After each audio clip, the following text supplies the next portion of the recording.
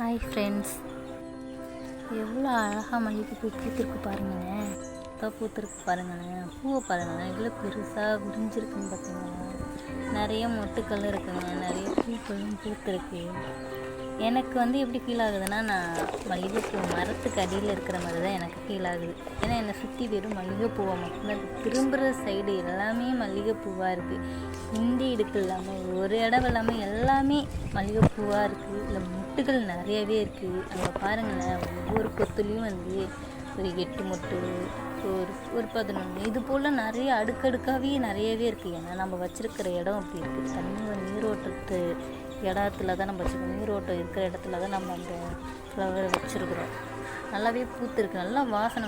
Morning time நம்ம எழுந்து வாசலுக்கு வந்தாலே போதுங்க, அவ்வளோ ஒரு வாசமாக அடிக்குங்க.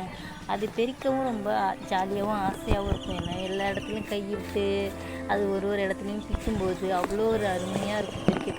பெருக்க ஆசையாக தான் இருந்துகிட்ருக்கும். ஏன்னா நம்ம பார்க்குற சைடு எல்லா சைடுமே இந்த மல்லிகைப்பூ தான் நல்லா பூத்து அந்த கொடி ஒரு மரத்தையே சுற்றி அது ஒரு மரமாக மாற்றி வச்சுருக்கு. இந்த மரத்துக்குள்ள இலைகளே கிடையாது, வெறும் மல்லிகை மரமாக தான் இருக்குது எல்லாமே. பூக்களும் நல்லா பெருசாகவும் பூத்துருக்கு. செடியும் நல்லா ஹெல்த்தியாக இருக்குது. மொட்டுக்களும் அடுக்கடுக்காக மொட்டுங்க வந்துக்கிட்டே இருக்குது. இது பார்க்க ரொம்ப அழகாகவும் இருந்துச்சுங்க. பார்க்க ரொம்ப அழகாக இருந்துச்சுங்க. என்னடா ஒரு மொட்டு கூட வைக்கலையே, ஒரு பூக்கள் கூட பூக்கலையே அப்படி இருந்த காலம் போய் இப்போ பூக்கள் மட்டும்தான் பூத்து குலுங்கிக்கிட்டு இருக்குது. மொட்டுக்குள்ளும் அது பூத்து குலுங்கிக்கிட்டு இருக்குதுங்க. இதுக்கு நம்ம ரெகுலராக தண்ணி ஓட்டத்தில் வச்சாலே போதும். இந்த மல்லிகை தண்ணி ஓட்டத்தில் வச்சாலே போதும்.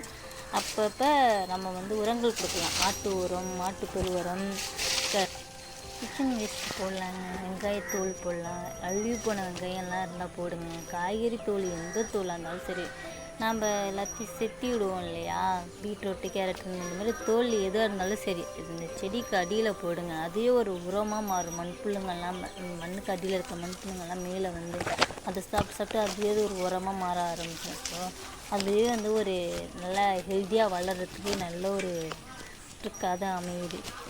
அதுவும் மார்னிங் டைமில் அந்த சூரியன்லாம் வர டைமில் அந்த செடிங்கள்லாம் பார்த்தோம்னா அவ்வளோ ஒரு அழகாக இருக்குங்க. இதுக்கு நாம் முட்டைத்தோலும் போடுங்க. முட்டைத்தோலும் போடுறது நல்ல ஒரு பெனிஃபிட் தான். அதுவுமே நல்லாவே வளருது.